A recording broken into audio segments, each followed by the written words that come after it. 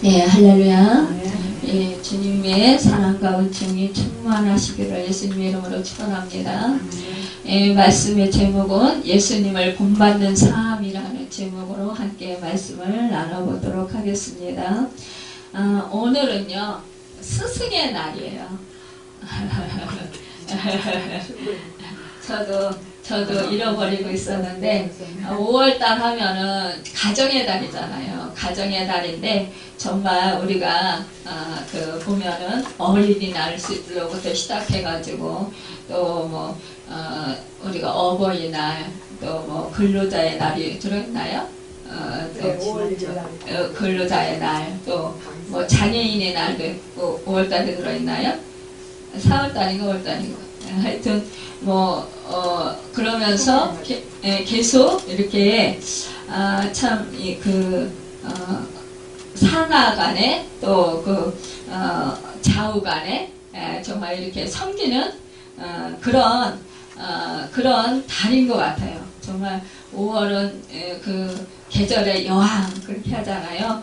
그런데 정말 5월 하면 왠지 사랑이 흘러 넘칠 것 같은 그런 달인 것 같은 그런 생각이 들고 마음이 괜히 풍성해지는 것 같은 그런 마음이 듭니다. 그래서 오늘 참 생각을 해봤어요. 예전에 이쪽에 저에게 정말 저를 가르쳐 주셨던 저희야 유치원은 안 다녔고 초등학교 때부터 이제 선생님과 또 이제 목사님들 이렇게 교회를 쭉 제가 여러 군데 옮겼는데 그때의 목사님들을 이제 떠올리면서 생각을 해보았습니다. 참 우리가 이제 육신의 그런 교육을 시키신 그런 선생님들도 계시지만 또 영적으로 우리에게 말씀을 먹여주시고 또 우리를 또 진리 가운데로 인도하고자 애쓰셨던 수고하셨던 그런 영적인 그 선생님들이 스승들이 계셨습니다. 그래서 우리가 그래도 이만큼 성장할 수 있었지 않았나 싶습니다. 우리가요 참 하나님의 은혜를 깨달으면 또한 내가 그 은혜, 그 사랑에 감사해서 내 이웃을 자연적으로 살펴보는 또 내 이웃을 섬기고자 하는 또 사랑하는 그런 마음들이 그 마음 가운데 더 풍성하게 차지하는 것을 보게 돼요.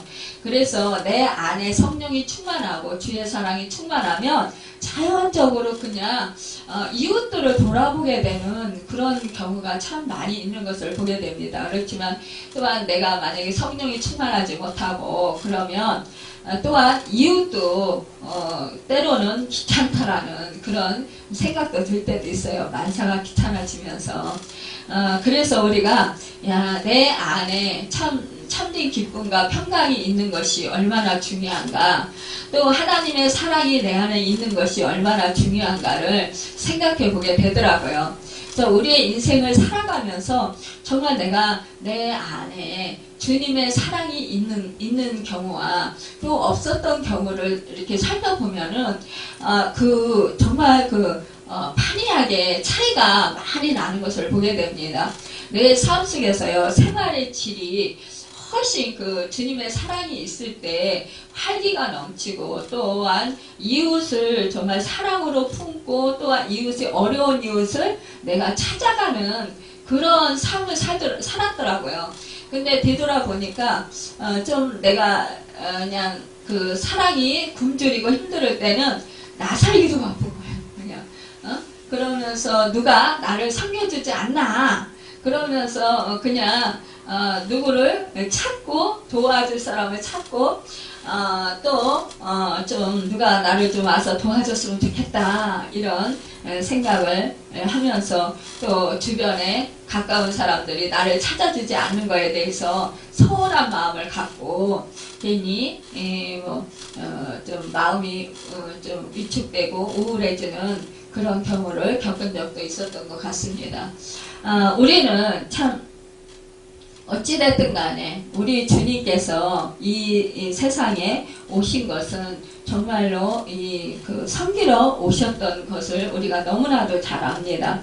그렇다면 우리는 주님의 섬김을 받았고 주님의 희생의 그 헌신이 있으셔서 우리가 이렇게 새 생명을 얻었고 제사함을 얻었고 우리가 정말로 그 주님이 베풀어 놓으신 그 풍성한 그 복도를 누리면서 평강 가운데 살아갈 수 있다는 것이 얼마나 기쁘고 감사한지 모릅니다.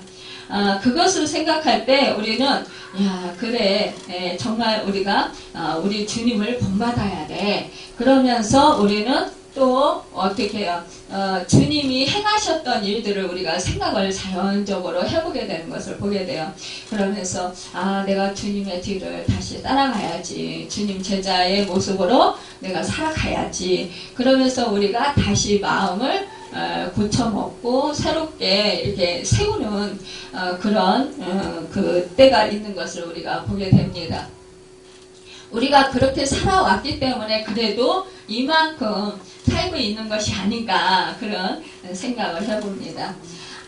그 빌립보서 2장 5절에서 8절에 보면은요, 너희 안에 이 마음을 품으라 곧 그리스도 예수의 마음이니 그는 근본 하나님의 본체시니 시나 하나님과 동등됨을 취할 것으로 여기지 아니하시고 오히려 자기를 비워 종의 형체를 가져 사람들과 같이 되었고 사람의 모양으로 나타나셨으며 자기를 낮추시고 죽기까지 복종하셨으니 그 십자가의 죽으심이라 이렇게 말씀하셨어요.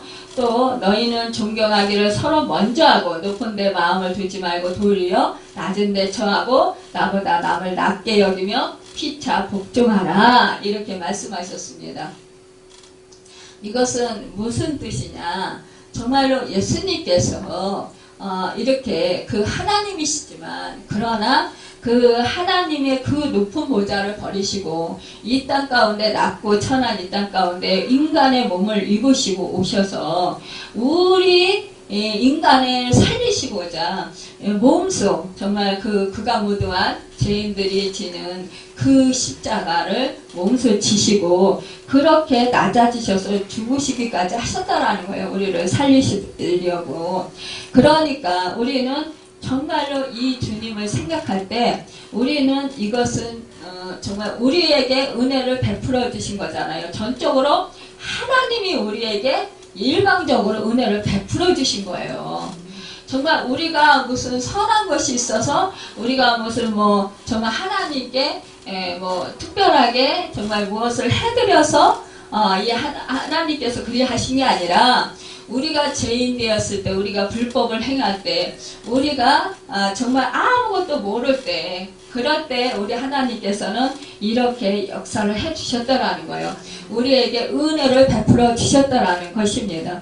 이것을 생각할 때 우리는 정말 겸손해야 된다라는 생각을 늘 하게 됩니다. 겸손할 때 사람은요 순종할 수 있어요. 사실상 내가 남보다 낫다고 여길 때 결코 순종할 수 없습니다. 겸손은 영광의 선봉이요 교만은 패망의 앞잡이라고 했습니다. 그러니까 우리가 겸손한다라는 것은 정말로 낮아진다라는 것이에요. 우리가 그 주님이 말씀했어요. 정말로 일반 스승이 있다 할지라도 그러나 정말로 우리가 그 스승 되고자 하는 사람 많잖아요. 그런데 이렇게 낮아지고 정말로 종이 되려고 하는 자는 적다라고 우리 주님이 말씀하신 것처럼 우리 인간의 그 살아가는 모습들을 보면은요, 누구나 다 높아지려고 해요. 누구나 다 1등 하려고 해요. 누구나 다 정말 사람들한테 높임을 받으려고 해요. 심지어 예수님의 제자들까지도 서로 자리 다툼을 했어요. 예수님께서는 지금 십자가를 앞두고 정말 고민해서 죽게 돼 있는 그런 상황에서도 이들은 예수님의 그 마음을 아랑곳하지 아니하고 정말 이들은 서로 누가 예수님이 왕이 되었을 때 그 자리에 가까운 곳에서 누가 자리를 차지하냐, 제일 가까운 자리에 그 자리 다툼을 하고 있었다라는 거예요.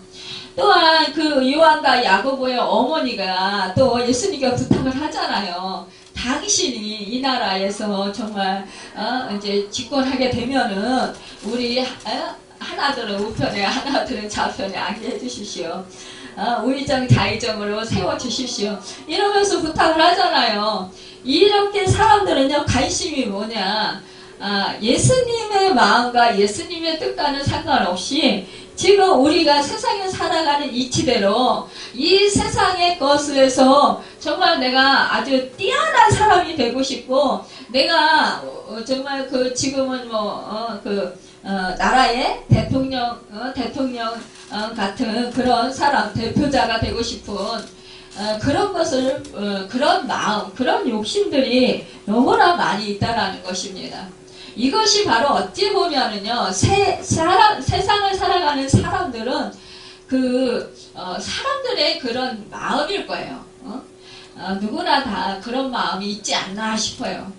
그런데 그 마음을 우리가 정말로 주님의 마음으로 바꿀 수 있는 것, 이것은 바로 성령님께서 우리에게 감화감도 시켜주시고 주님의 마음을 담도록 인도해 주셔야 된다는 거예요.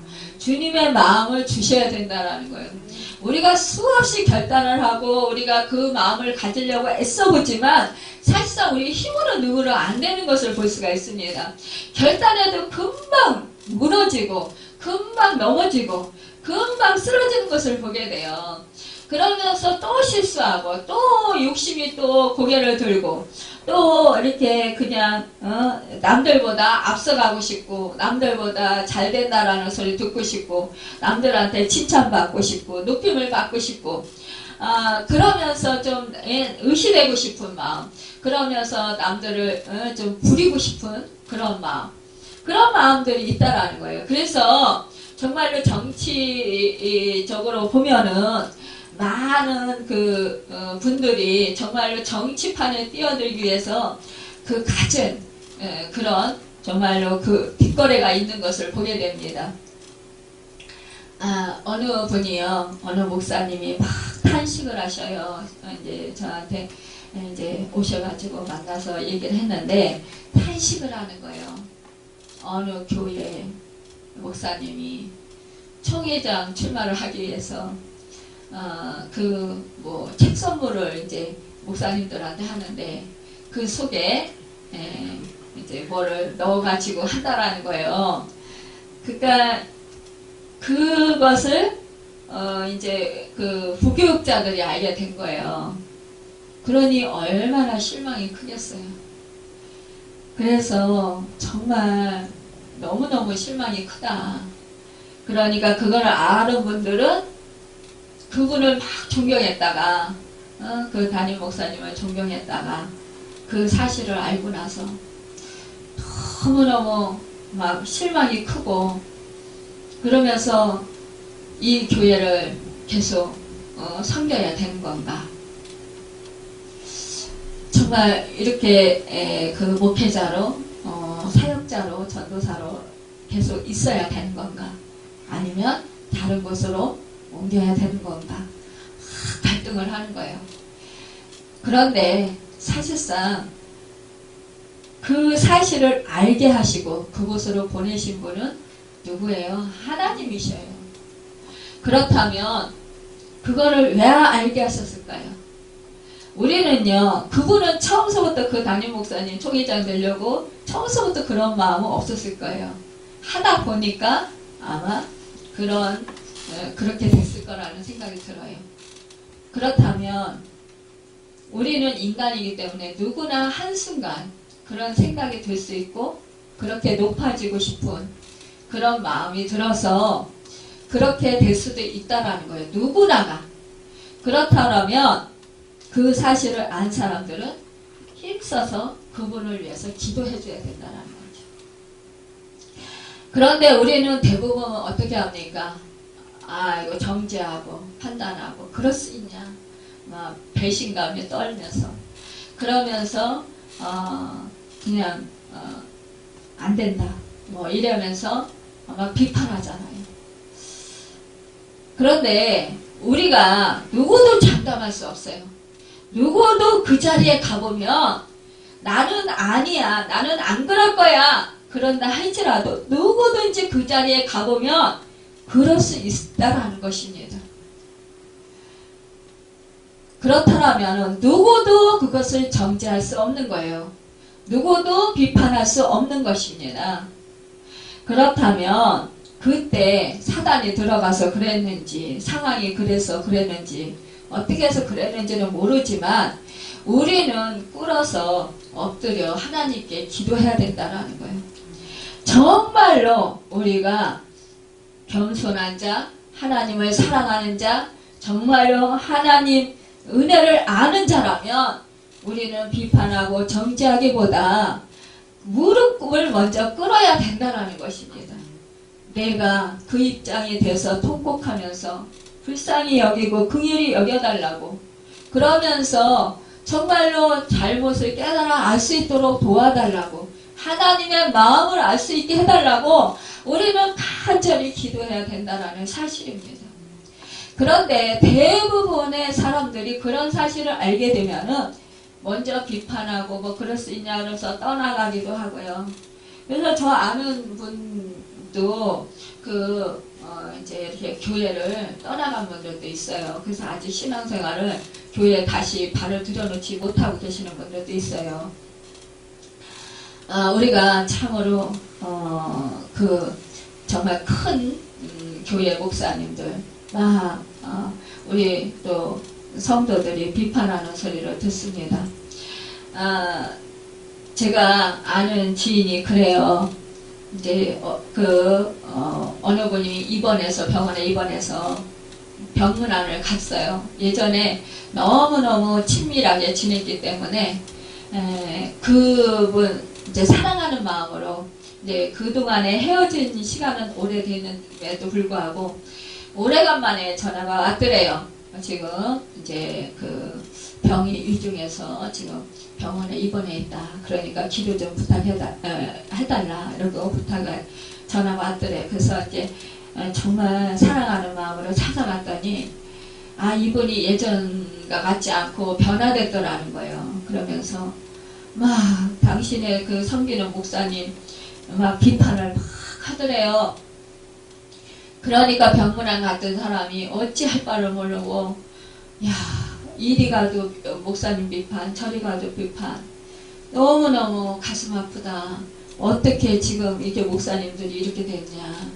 그러면서 저에게 한탄을 하는 거예요. 그래서 그것을 지금은 목사님들의 권위가 땅에 떨어졌다. 예전 같지 않다. 그렇다면 그 권위가 떨어진 원래 책임은 목사님들에게 첫째 있는 것이고 그 다음에는 성도님들에게 있는 것이다. 그렇다면 목사님들이 잘못했을 때 밑에서 성도님들이 기도해 줘야 되지 않냐.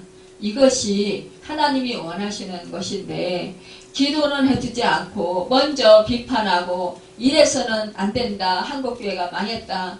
그렇게 말할 수 있냐. 그런 한국교회가 망했다. 전체적으로 볼 수는 없다. 정말로 목숨 버려가면서 정말 자기 모든 것을 아까워하지 아니하고 정말로 그 한 영혼 살리기 위해서 한 영혼 주님께로 인도하기 위해서 헌신하는 분들이 얼마나 많이 있는데 그런데 어떻게 그런 말을 할 수 있느냐 이렇게 말을 하더라고요. 여러분 그렇습니다. 어느 목사님이 이제 외국에서 공부를 하고 오셨는데 아이가 장애를 입은 거예요. 그래서 그 장애 아이를 이제 데리고 우리나라에 와서 이제 뭐 부목이든지 담임 목사든지 이제 좀 큰 교회 이력서를 낸 거예요. 냈는데 다 그분이 안 된 원인이 뭐냐, 장애인 아이가 있다라는 것 때문에 목사가 정말 집안이 아이들이 잘 되고 훌륭하게 됐어야 믿음의 본이 되지, 장애인이 있으면 믿음의 본이 못 되기 때문에 성도들이 떨어진다. 그래서 안 된다. 다 거절당했다는 거예요. 그런데 사모님이 너무 안타까워서 그 어느 목사님한테 이제 그 책을 보고 그분이 쓴 책을 보고 그 목사님한테 그 전화를 한 거예요. 그러면서 목사님, 저희 남편 목사님이 이렇게 장애인 아이 때문에 취직을 못하고 있습니다. 너무나 안타까운데 목사님이 쓰신 그 책을 보고 제가 은혜를 너무 많이 받았습니다. 그래서 제가 정말 너무 감격스러워서 목사님한테 전화를 합니다. 그랬대요. 그러니까 그 목사님이 그러면 남편 목사님 한번 만날 수 있냐. 그러니까 그래서 시간을 정해서 만났대요. 만났는데 그렇게 인품이 좋으시더라는 거예요. 그래서 그 목사님이 큰 교회 하시는 그 목사님이 이제 유명한 목사님이에요. 그분이 이제 그분한테 우리 교회 오시지 않겠습니까? 라고 물었대요. 그랬더니 너무나 감사한데 저는 이미 하나님께서 주신 사역지가 있습니다. 그러더래요. 어디입니까? 그랬더니 제주도에 어느 작은 교회 그곳으로 갑니다. 이미 임지가 정해졌습니다.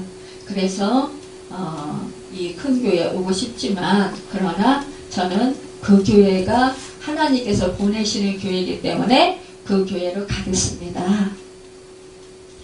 그래서 그 교회 제주도에 있는 조그만 교회에 가셨다라는 거예요. 근데 그분한테 그 유명한 이 목사님이 말씀을 하시기를 거기 가셔서 그러면 몇 년 계시다가 힘들면 우리 교회 오십시오. 그러면 제가 언제든지 목사님을 우리 부목으로 쓰겠습니다. 이렇게 말씀을 드렸대요. 근데요, 이분이 제주도에 내려가셔서 얼마나 열심히 그 교회를 섬겼는지 부흥이 너무너무 많이 돼가지고요.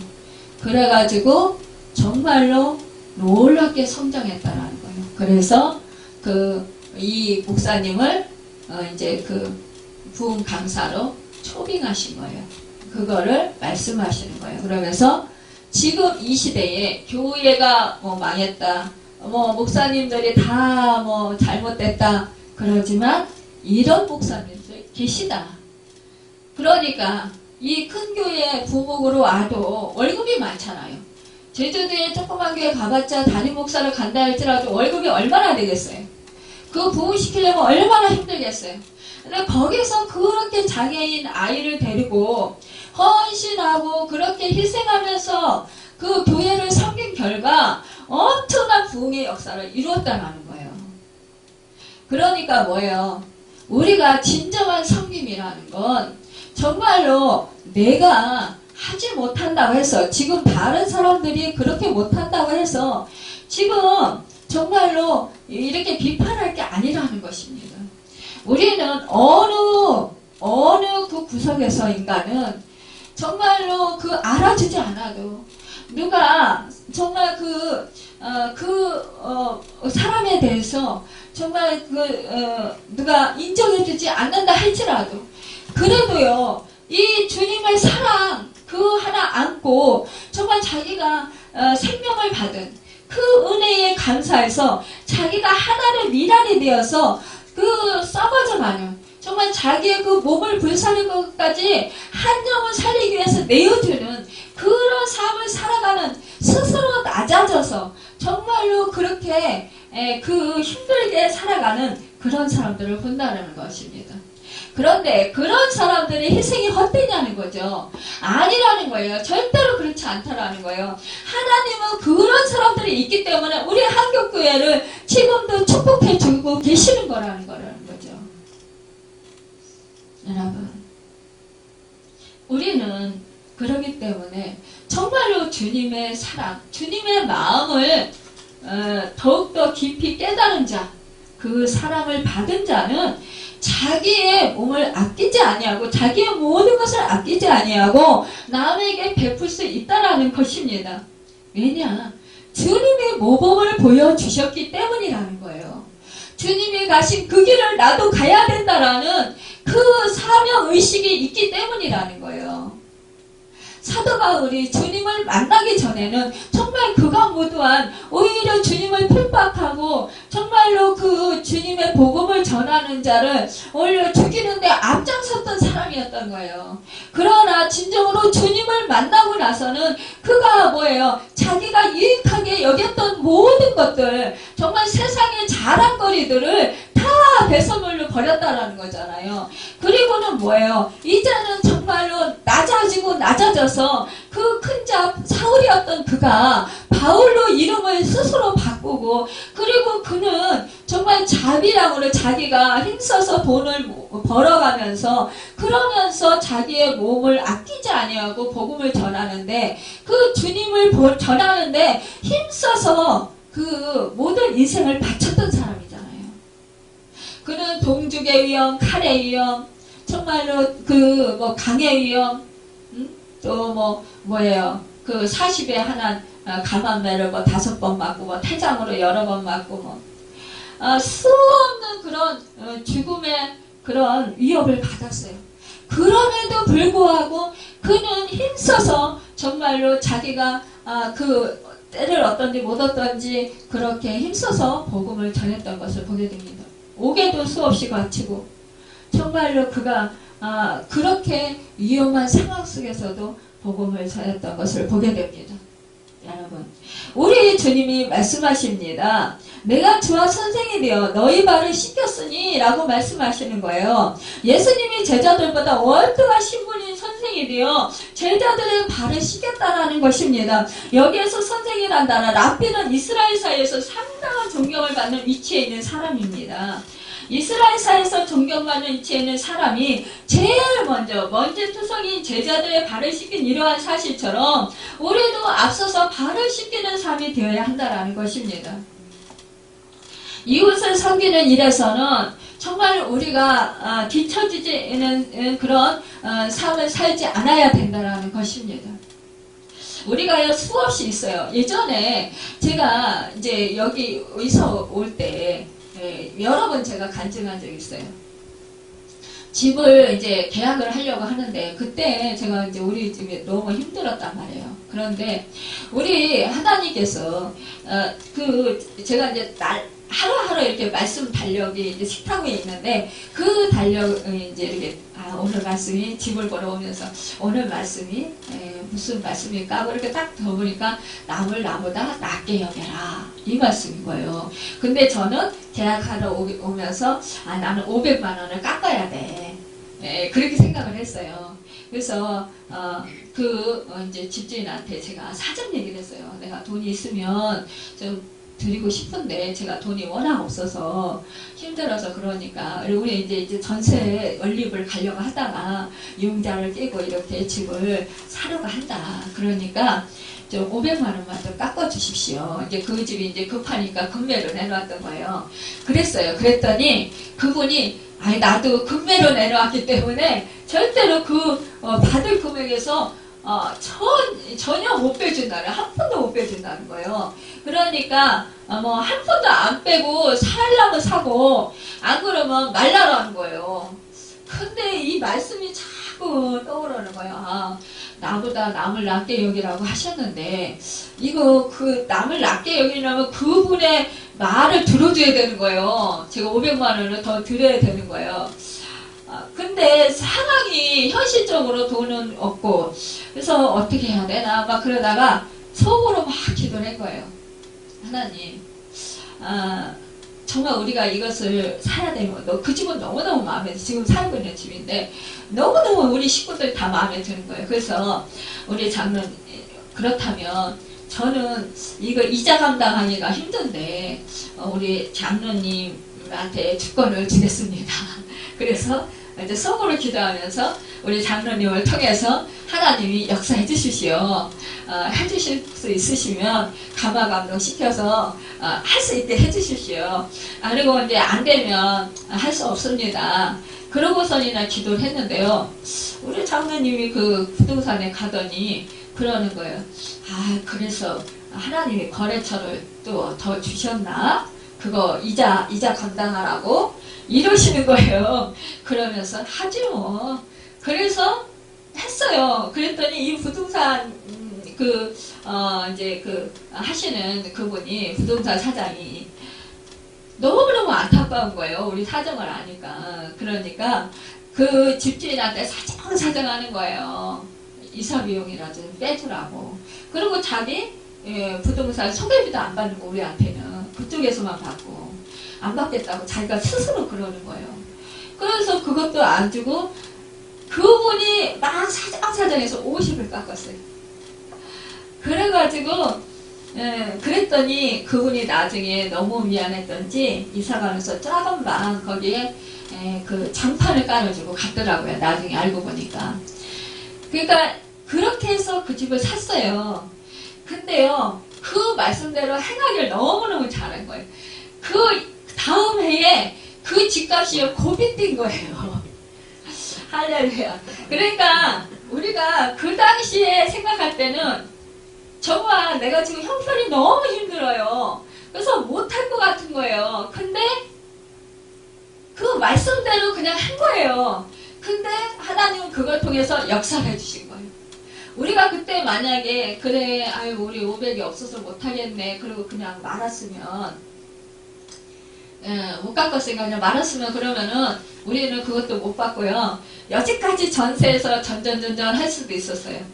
그때 그 곱이 오르면서 집값이 확 뛰었잖아요. 어디 가서 집을 사요? 그 돈을 가지고. 그래서 참 우리가 말씀대로 이렇게 순종하면서 살아가는 것이 이렇게 참 복을 받는 거구나. 그런 거를 저는 많이 깨달아요. 그래서 우리가 말씀이 정말 말씀 우리가 따라가는 상황이 안 돼도 이게 바로 겸손한 자세라는 거예요. 우리가 순종하는 자세라는 거예요. 그러니까 그렇게 됐을 때 하나님께서는 정말로 그 순종하는 우리가 안 되잖아요. 상황이 안 돼도 말씀을 따라가면 내가 지금 손해를 봐요. 내가 지금 억울해요. 우리 세상 방법은 뭐예요? 무조건 내가 원하는 대로 해야 돼. 그리고 상대방이 나를 따라와야 내가 이기는 거예요. 그런데 하나님의 방법은 그게 아니에요. 내가 져줘야 이기는 거예요.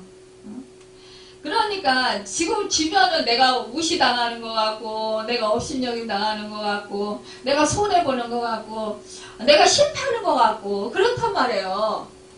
그런데 그래서 어떤 때는 서운한 마음도 들어요. 그런데 그렇게 했을 경우 결국은 하나님께서는요 시간이 지난 뒤에 보면 정말 상상치도 못할 그런 축복으로 바꿔주시는 것을 보게 돼요. 그래서 우리는 정말로 내가 섬긴다라는 것, 이것은 그것도 결국은 남을 낮게 여기라고 했으니까 섬기는 거잖아요. 그 상대방의 입장을 들어주는 거잖아요. 그런데 중간에서 그 부동산 사장님이 너무 안타까우니까 자기가 막 어떻게 사정사정 해가지고 여기서 어쨌든 그냥 그쪽에 이제 말을 들어준다고 하니까 이쪽 사정이 너무 안타까워서 그런다고 그러면서 좀 사정사정 하는 거예요. 우리가 시키지도 않았어요. 근데 그분이 그렇게 사정사정 하시더라고요. 부동산 사장님이. 우리가 원래는 그 빌라 전세를 보러 간 거잖아요.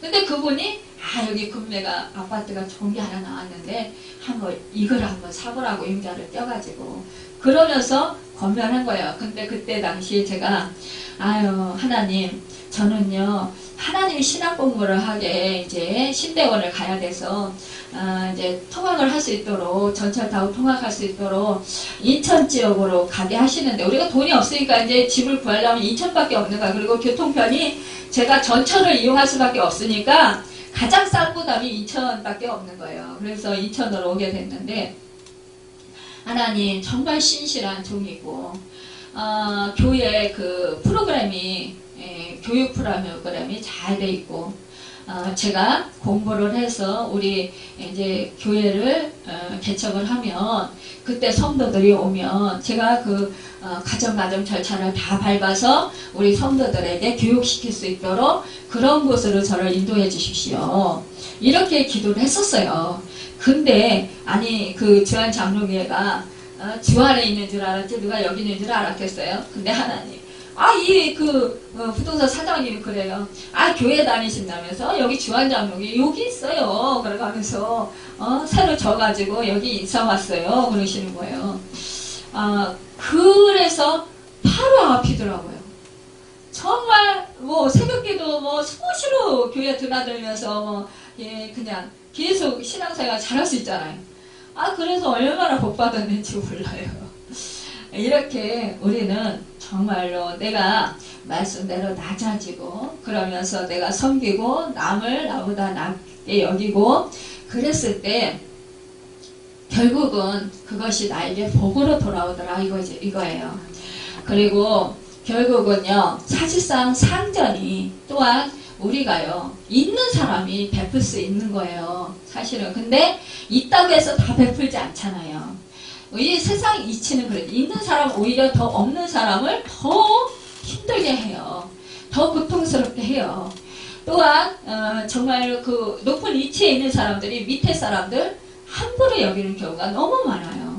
그렇지만 우리 세상 이치와는 우리는 정반대로 살아야 된다는 거죠. 우리 예수 믿는 사람들은 예수님의 사랑, 왕자리를 버리시고 정말 우리 벌레만도 못한 우리를 살리려고 정말 몸버려 피 흘려 죽기까지 하신 그 사랑을 베풀어 주셨는데 그 모범을 보여주셨는데 오늘은 제자들의 발을 씻어 주셨지만 그보다도 목숨을 버려주시기까지 하셨잖아요. 우리 생명을 살려주시려고. 그랬다면 우리는 그분의 그 제자들로서 또 그 사랑을 받은 자들로서 그 삶을 살아가야 된다는 것이죠.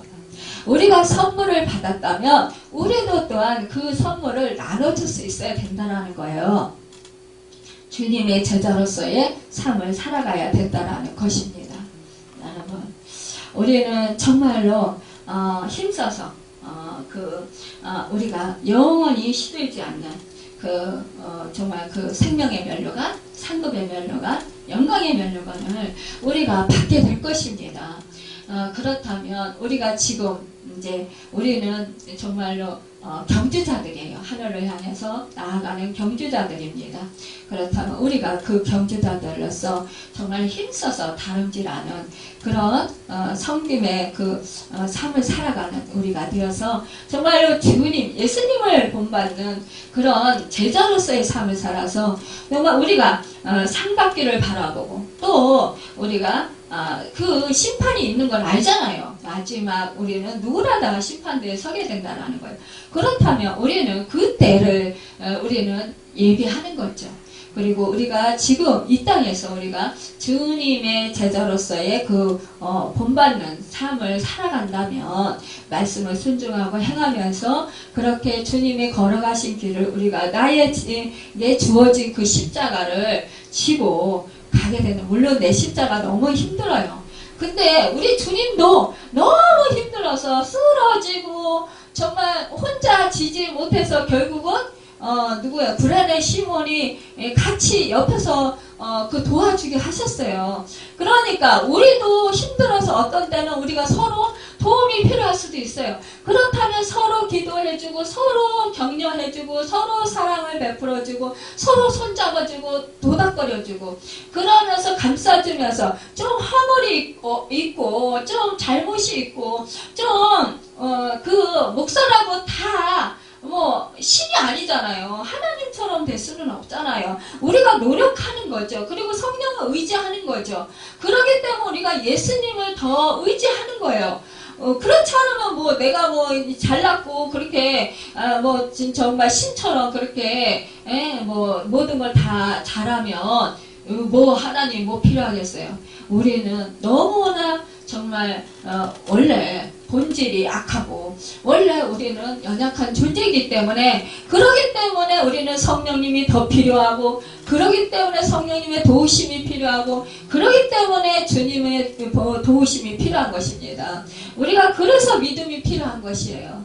그러기 때문에 우리는 예수님을 정말로 모시고 성령을 의지해서 우리가 정말 예수님이 걸어가신 그 길을 걸어가고 십자가를 우리가 정말 날개 지워진 십자가를 지고 우리가 도망가지 않고 그냥 묵묵히 정말 힘들고 어려워도 그래도 주님 의지하고 그래서 성령님한테 의지하면서 기도하면서 힘을 받아서 그렇게 끝까지 승리하는 그런 복된 삶의 그 정말 승리자들이 다 되시는 그 은혜가 있기를 예수님의 이름으로 축원합니다. 기도하겠습니다.